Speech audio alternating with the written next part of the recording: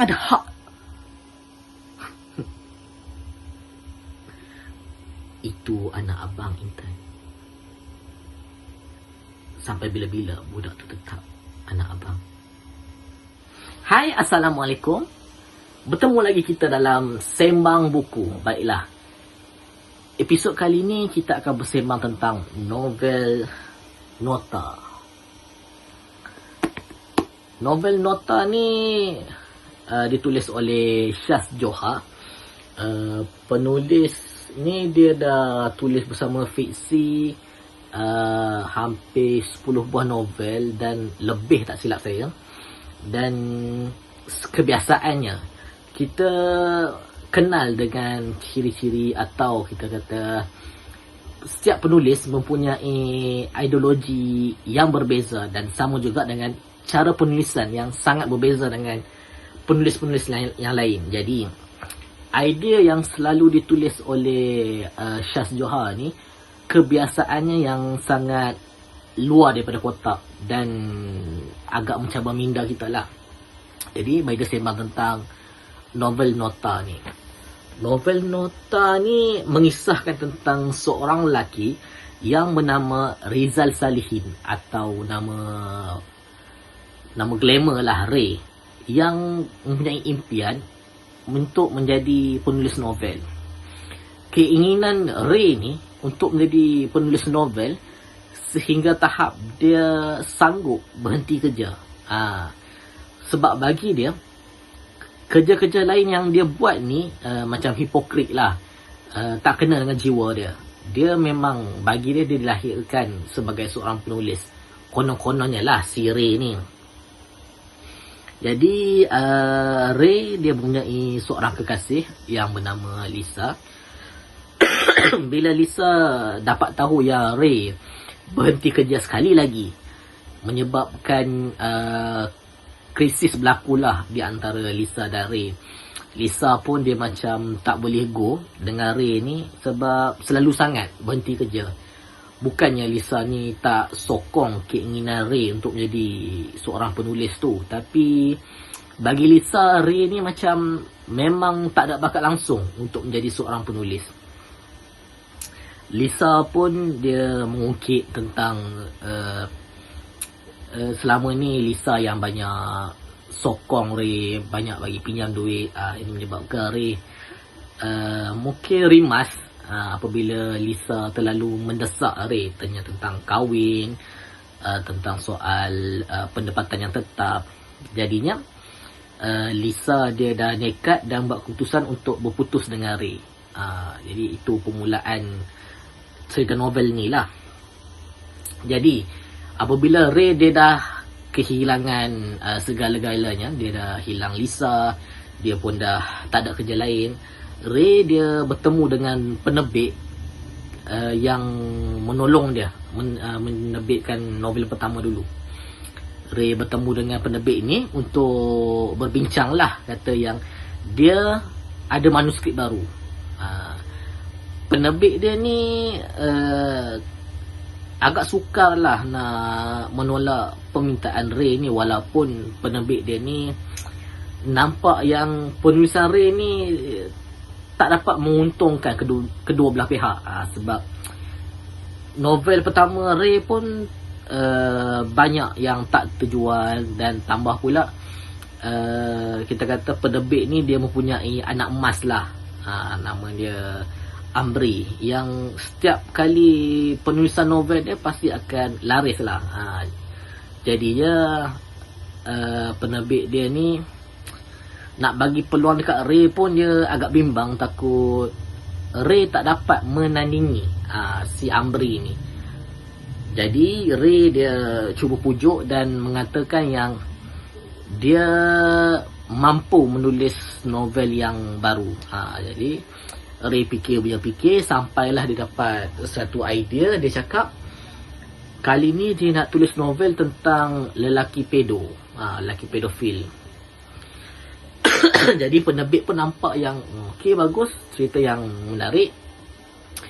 Ray cuba mencari bahan melalui artikel, akhbar dan segala sumber-sumber yang dia boleh gunakan untuk memantapkan penulisan dia. Jadi Ray pun dia punya hasrat kalau boleh jumpa responden ataupun informant yang dapat memberi gambaran ataupun yang berada yang menjadi saksi pada tempat kejadian tu.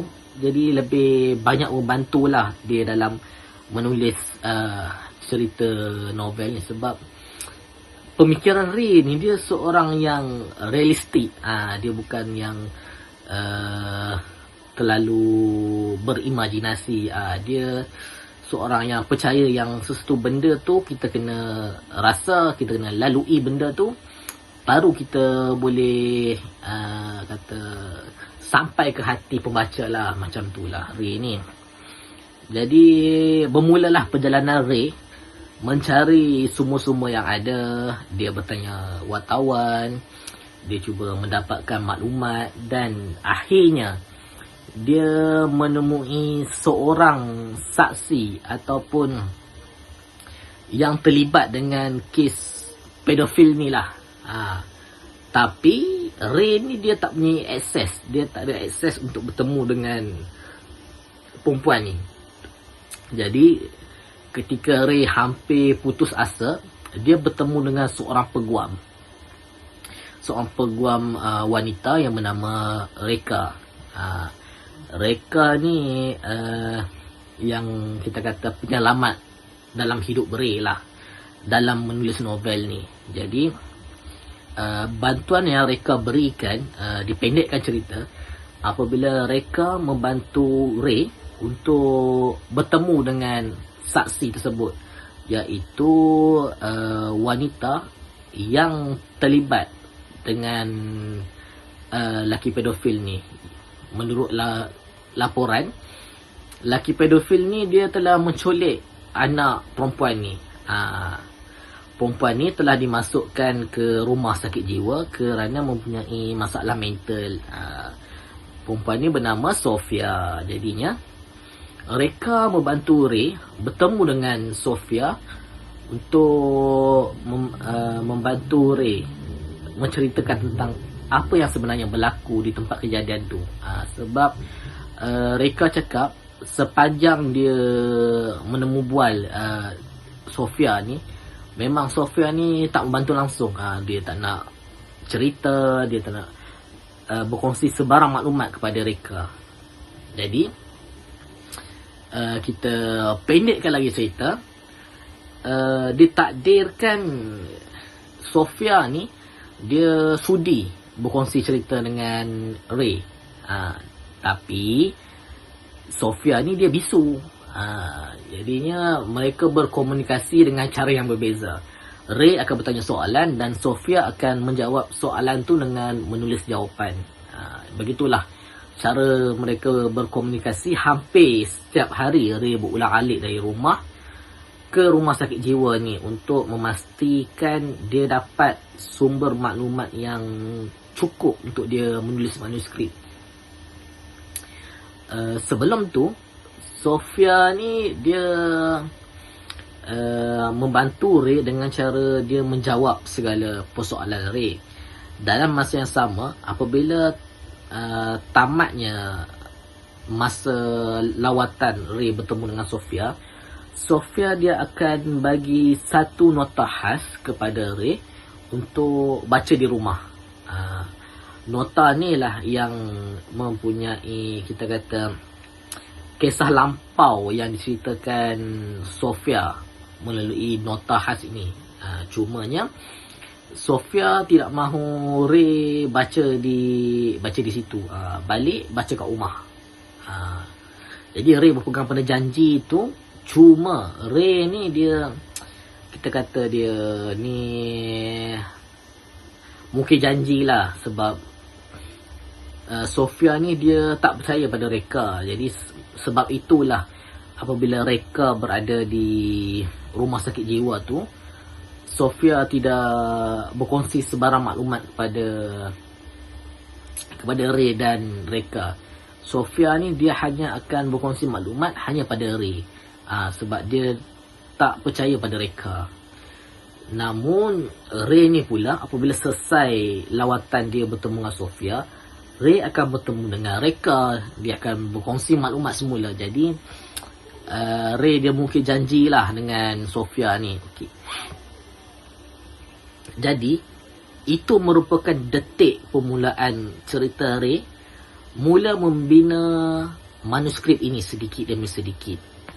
Dan siapa sangka niat Ray tu dia nak merungkai kisah lelaki pedofil ni sebenarnya mempunyai cabang, macam ranting, dia ada bersambung-sambung. Dia maknanya bukannya kita fokus pada satu isu tu saja, dia berkembang. Maknanya kes Sofia ni bukannya semata-mata pada lelaki pedofil ni, tapi lebih luas lagi. Jadi Ray sebenarnya dia terperangkap dalam masalah yang dia sendiri cari.